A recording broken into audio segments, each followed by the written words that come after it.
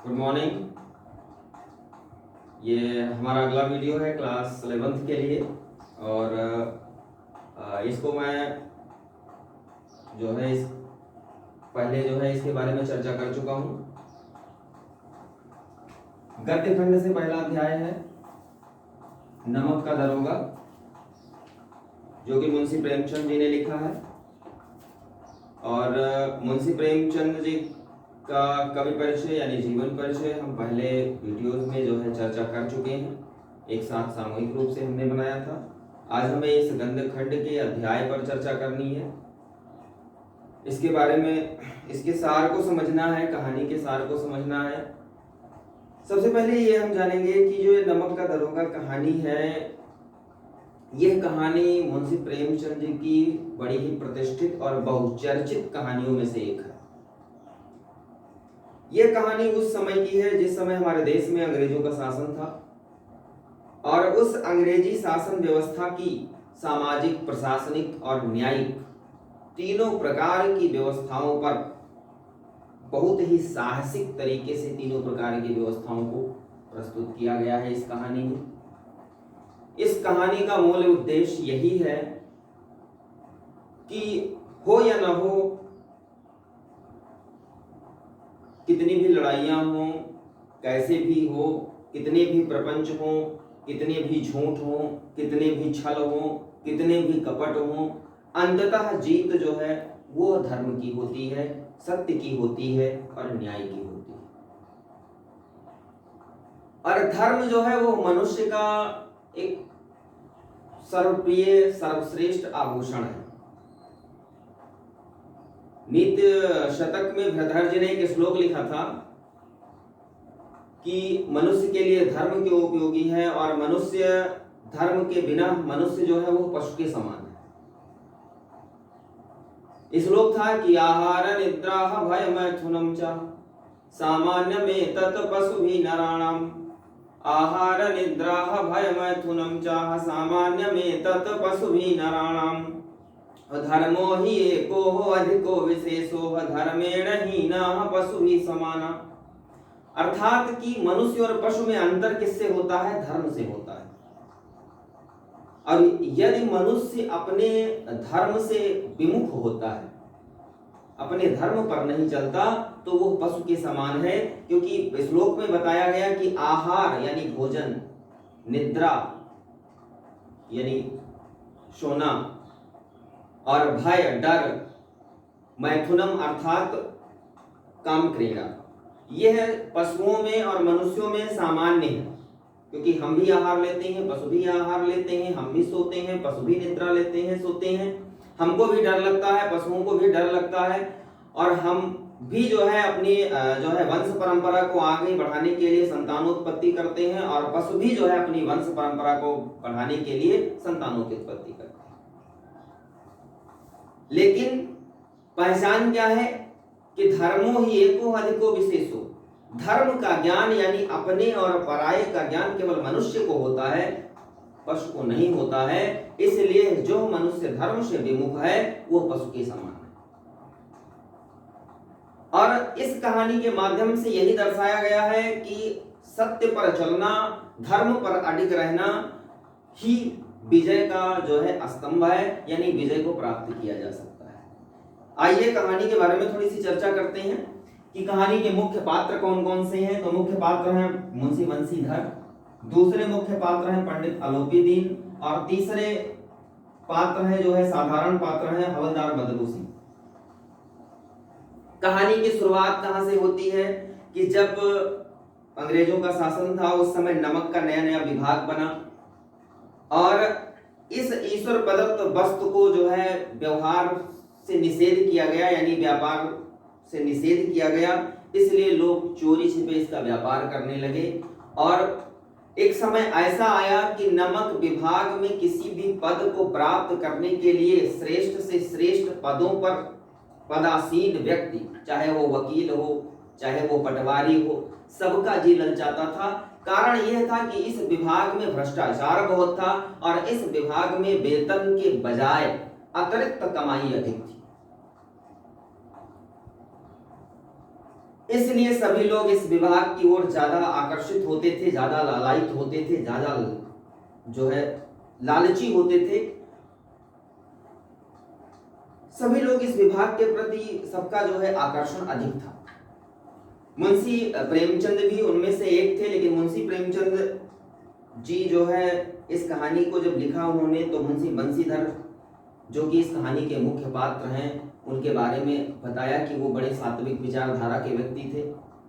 और जब मुंशी बंसीधर ने अपनी पूर्ण शिक्षा प्राप्त कर ली और प्राप्त करने के बाद जब नौकरी की तलाश में, रोजगार की तलाश में निकले, तो उनके पिताजी जो पुराने जो है अनुभवी व्यक्ति थे, अपने बेटे को सलाह दिया कि बेटा ऐसा है कि नौकरी ढूंढते वक्त एक बात हमारी अपने ख्याल में रखना कि कभी नौकरी में ओहदे पर मत जाना। ओहदा कोई भी हो, बस ध्यान ये रखना कि वेतन के साथ जिसमें ऊपरी कमाई हो। उनका मानना था कि वेतन तो पूर्णमासी का चांद होता है, जो एक दिन पूरा दिखता है और उसके बाद घटते घटते समाप्त हो जाता है। दूसरा जो तर्क था वो ये तर्क था कि वेतन मनुष्य देता है, इसीलिए उसमें बरकत नहीं होती, उसमें बढ़ोतरी नहीं होती, और जो ऊपरी आमदनी है वो ईश्वर देता है, भगवान देता है, इसलिए उसमें बरकत होती है और उसके द्वारा जो है आमदनी या लाभ ज्यादा प्राप्त होता है। ऐसा मानना था मुंशी बंसीधर के पिताजी का। लेकिन मुंशीधर ने उनकी बातों को सुना, उन्होंने बताया, अपनी मजबूरियां प्रकट की मुंशी बंसीधर के सामने कि बेटा देखो, घर के मालिक मुख्तियार तुम ही हो, घर का सारा खर्च तुम ही को चलाना है, घर की लड़कियां देखो घास फूस की तरह बढ़ रही हैं। सारी घर की पूरी स्थिति का वर्णन किया और उसके बाद में मुंशी बंसीधर ने जो है अपने घर से विदा लिया, नौकरी की तलाश में इधर उधर घूमे। और संयोग की बात थी कि मुंशी बंसीधर को नमक के विभाग में ही दरोगा पद पर जो है उनकी नियुक्ति हो गई, रोजगार मिल गया, दरोगा पद पर तैनात हुए। घर में जब यह बात पता चली, मुंशी बंसीधर के पिताजी बहुत प्रसन्न हुए, क्योंकि उनके द्वारा जो जैसा उनका मन चाहता था वैसी नौकरी उनको मिल गई, जिसमें वेतन तो था ही, ऊपरी आमदनी का कोई जो है मोल तोल नहीं था, बहुत ऊपरी आमदनी थी। पहले से ही इस बात में चर्चा कर चुके हैं मुंशी प्रेमचंद जी ने कि यह विभाग भ्रष्टाचार से पूर्णतः लिप्त था। नमक विभाग में जो है दरोगा पद पर तैनात हुए मुंशी बंसीधर जी और काम अपने सत्यता से काम करने लगे। धीरे धीरे कुछ ही समय के बाद जो है उन्होंने उस प्रतिष्ठित पद पर अपने जो उच्च अधिकारी थे उनका मन मोह लिया। और एक दिन रात का समय था, यमुना नदी का किनारा था, यमुना नदी का पुल था, और उस पुल से रात में कुछ हलचल, गंगा यानी यमुना की बहती जलधारा के बीच गाड़ियों की हलचल सुनाई देती है। मुंशी बंसीधर अपना घोड़ा लेकर के वहां पहुंचते हैं और देखते हैं कि कुछ गाड़ियां, बैलगाड़ियां उस पुल से पार कर रही हैं। वहां जाकर के रोकते हैं और उनसे पूछते हैं, तो पता चलता है कि यह जो है गाड़ियां पंडित आलोपी दीन की हैं, जो कि दातागंज के बहुत प्रतिष्ठित व्यक्ति हैं, जिनका पूरे उस इलाके में बोलबाला है, बहुत बड़े व्यापारी हैं, हर व्यक्ति उनकी खुशामद करता है, बहुत ही प्रतिष्ठित व्यक्ति हैं। लेकिन मुंशी बंसीधर अपने सत्यता पर, अपने धर्म पर अडिग हैं, और अडिग होने के कारण उन्होंने उन गाड़ियों को रोक दिया। मुंशी बंसीधर जो है गाड़ी वालों से जो है कहते हैं कि जो इसका मालिक है उसको बुलवाओ। पंडित आलोपीदीन अपने सजीले रथ पर आते हैं, बड़े ही शान शौकत के साथ, शाही अंदाज में। और बात यहां तक बढ़ती है कि जो है आलोपीदीन जो है मुंशी बंसीधर से आग्रह करते हैं कि आप हमारे गाड़ियों को छोड़ दीजिए। अनेक प्रकार के प्रलोभन देते हैं, पैसे का प्रलोभन दिखाया जाता है, यानी धर्म पर लक्ष्मी को हावी होता हुआ दिखाया जाता है। लेकिन अपने धर्म पर मुंशी बंसीधर अडिग रहते हैं और बातें बढ़ते बढ़ते पैसों के लेन देन की 40,000 तक पहुंच जाती है। लेकिन मुंशी बंसीधर अपने धर्म से अडिग नहीं है, हटते नहीं। यहां तक कि उन्होंने कह दिया कि मैं, आप मुझे 40 लाख दे दें फिर भी मैं अपने धर्म से अडिग रहूंगा, विमुख नहीं होऊंगा। और ऐसा होने पर पंडित आलोपीदीन लाचार हो जाते हैं, और लाचार क्या, उनके सामने जो है मूर्छित होने के कगार पर पहुंच जाते हैं कि जिस इलाके में हमारा बोलबाला हो, जिस इलाके में केवल मेरी चलती हो, जहां की शासन सत्ता मेरे हाथ में हो, वहां का एक दरोगा आज मुझे परास्त कर रहा है। आज जिस लक्ष्मी पर मुझे घमंड था, वह लक्ष्मी आज मुझे पराजित होते हुए देख रही है। और हवलदार बदलू सिंह को आदेश देते हैं दरोगा जी मुंशी बंसीधर कि गिरफ्तार किया जाए। पंडित अलौबेदीन को गिरफ्तार किया जाता है। रातों रात पूरे उस समाज में हलचल मच जाती है कि कौन सा ऐसा व्यक्ति है जिसने ऐसे प्रतिष्ठित व्यक्ति को जो है गिरफ्तार कर लिया। बात अदालत तक पहुंचती है। सुबह अदालत में हाजिरी लगती है। पंडित अलौबेदीन अदालत ले जाए जाते हैं। हथकड़ी लगी हुई है। अदालत पहुंचते हैं। अदालत में जब पहुंचते हैं तो वहां के सारे वकील, सारे चपरासी, सारे सब कुछ, क्योंकि न्याय सत्ता भी उस समय जो है वो पक्षपाती था, इसलिए सब अलौबेदीन के जो है खुशावत में जुट जाते हैं।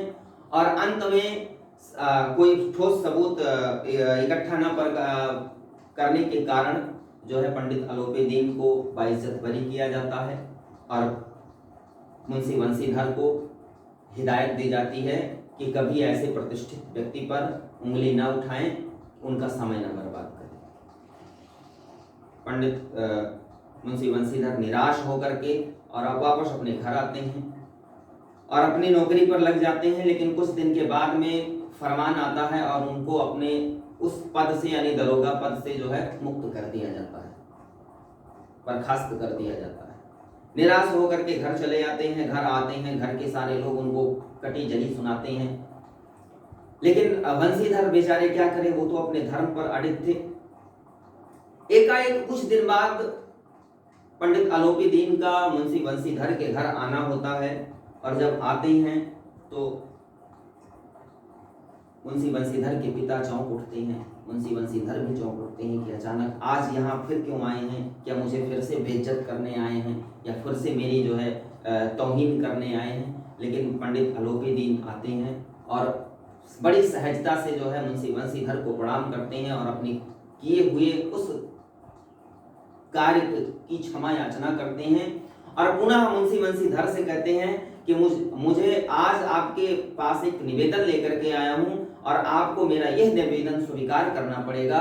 और निवेदन यह होता है कि पंडित अलौबेदीन मुंशी बंसीधर यानी दरोगा जी की उस सत्यता पर, उस धर्म पर अडिग रहने के कारण अपने पूरी जायदाद का अस्थाई मैनेजर नियुक्त करते हैं, प्रबंधक नियुक्त करते हैं और स्टाम्प पेपर दे करके और कहते हैं आज मेरा यह अन्याय आप स्वीकार कर लीजिए। मैंने इस संसार में सबको अपने लक्ष्मी के घमंड में, अपने धन के घमंड में कुचल डाला, लेकिन एक ऐसा व्यक्ति आप ही हैं कि जिन्होंने हमको परास्त किया है। आज तक किसी ने हमको नहीं परास्त किया और आपकी इस सत्यता को देखते हुए हम आपके सामने नतमस्तक हैं और आपसे ये विनय करते हैं, अनुनय करते हैं कि हम हमारे द्वारा इस छोटे से पद को, दिए गए छोटे से पद को आप स्वीकार करें। और मुंशी बंसीधर भी उस पद को स्वीकार करते हैं।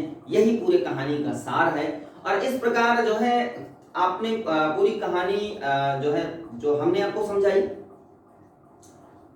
एक संक्षिप्त रूप में, उस कहानी से निष्कर्ष यही निकला कि अगर आप सत्य पर हैं, अगर आप अपने धर्म पर अडिग हैं, सच्चाई पर हैं, तो किसी न किसी दिन सच्चाई की विजय जरूर होती है। सच्चाई कभी मरती नहीं, सच्चाई कभी छुपती नहीं, सच्चाई को कोई दबा नहीं सकता। सच्चाई समय पड़ने पर यानी विपरीत से विपरीत परिस्थितियां तो आपके जीवन में आ सकती हैं, लेकिन समय पड़ने पर वो सच्चाई आपके सामने अवश्य आएगी और उस सच्चाई की विजय अवश्य होगी। ऐसा इस कहानी के माध्यम से दर्शाया गया है। तो ये कहानी का सारांश है। आप छात्रों से थोड़ी सी बात ये करनी है कि अगर पाठ्य पुस्तक उपलब्ध है तो आप इस कहानी को एक बार पढ़ें जरूर, क्योंकि इसमें बहुत से ऐसे संवाद दिए गए हैं, उन संवादों को पढ़ना है। प्रत्येक व्यक्ति के जो है चरित्र की विशेषता आपको देखनी है, पढ़नी है।